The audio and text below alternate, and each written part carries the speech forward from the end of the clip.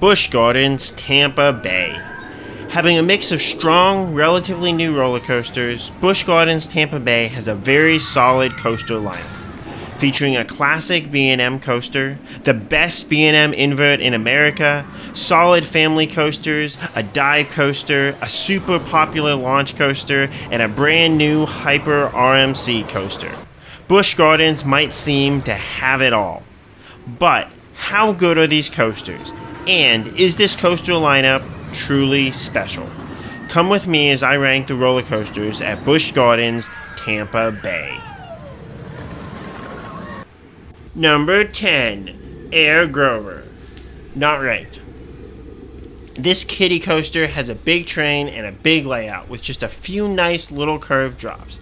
Nothing great or memorable, but big enough for a kiddie coaster. Number 9, Cobra's Curse. Overall, 2. This spinning coaster has a lot of theming to it, but the theming seems to get convoluted in the execution, especially with the lines that are said to you while you're on the ride. Since most of this coaster is a controlled spin, there's little actual free spinning, though you do get to go backwards for a short bit. As much as I love family spinning coasters like Six Flags Pandemonium, I just find this coaster rather basic without too many redeeming elements, though the elevator lift is pretty scary. Number 8, Sand Serpent. Overall, 3. A classic wild mouse coaster, but I do have a special place in my heart for the strong laterals and the nice feelings on the small drops.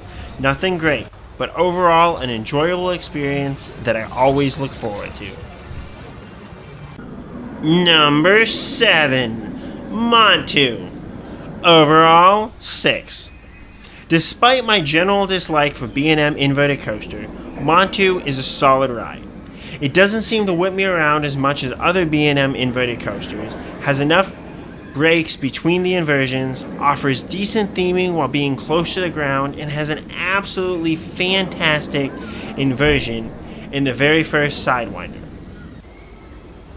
The drop isn't much better than your average drop on one of these types of coasters, despite its height, and the vertical loop loses some of its power due to its height.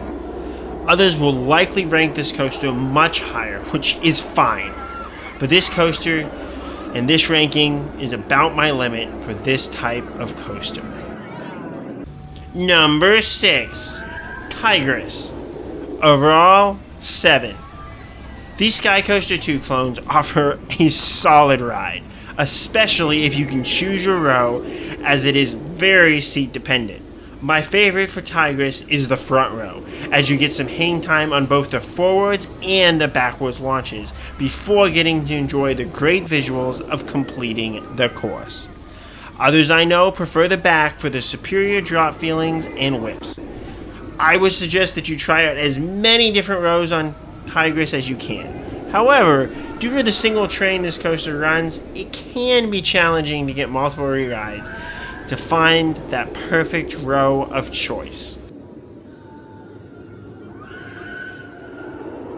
Number 5, Scorpion.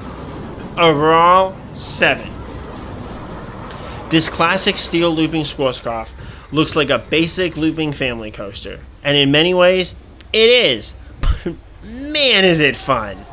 Despite its size, Scorpion offers a bit of everything you could want on a coaster, from a forceful loop to an enjoyably forceful helix to some other elements sprinkled throughout. The curved drop and lack of solid airtime are missed elements for sure, but this style of coaster simply delivers so well that it is hard to find a large amount of fault in what Scorpion is. Number 4, Kumba. Overall, 8. This classic B&M steel coaster has always used traditional seats. No gimmicks like stand-up or floorless trains, and honestly, it doesn't need any of that. The corkscrews as well as the loop around the chain lift are iconic and beautiful, and the layout through the trees adds a fantastic touch. Kumba runs glass smooth, so very few inversions beat you up.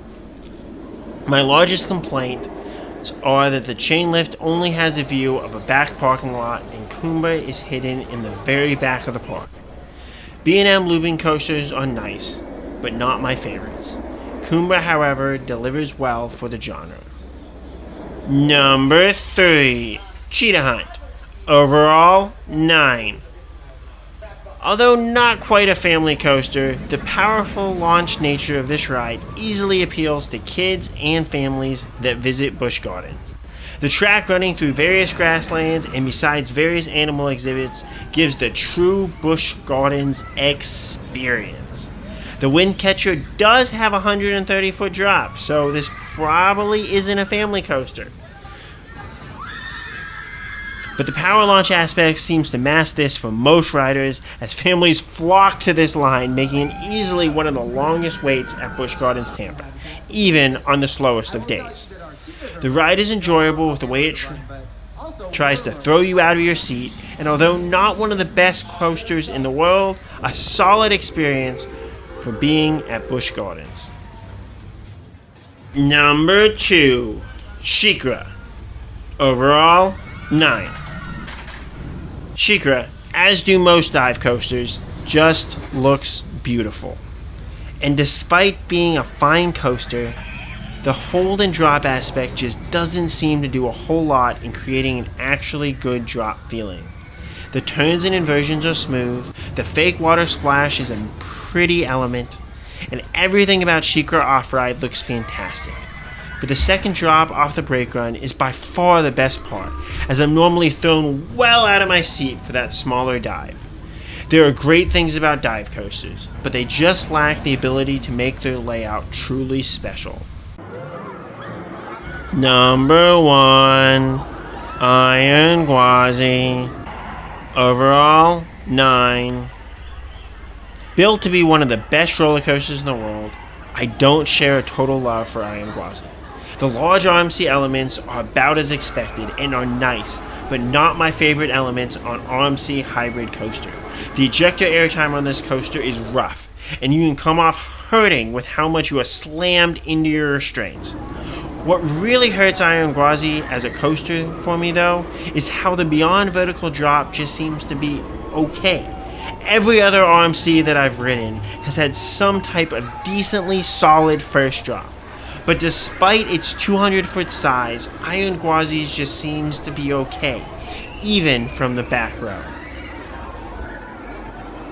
Overall, Busch Gardens Tampa Bay has a very solid and deep lineup of roller coasters, with 6 coasters that I rank as a 7 or higher, and that's not counting Montu, which is arguably the best B&M inverted coaster in America. Busch Gardens has great coasters, but in my opinion, it is missing that truly special coaster. Though, many will find just that coaster in Iron Gwazi. Lower ranked roller coasters are still very solid for what they are, and higher ranked roller coasters are enjoyable, but could easily be better. If you're looking for an enjoyable park to ride a variety of different coasters, then Busch Gardens Tampa Bay should easily make your list as a great coaster park. What are your thoughts on Busch Gardens Tampa Bay? Which coasters are your favorite? Which ones are your least favorite? Let me know. And as always, Kapkun Krap.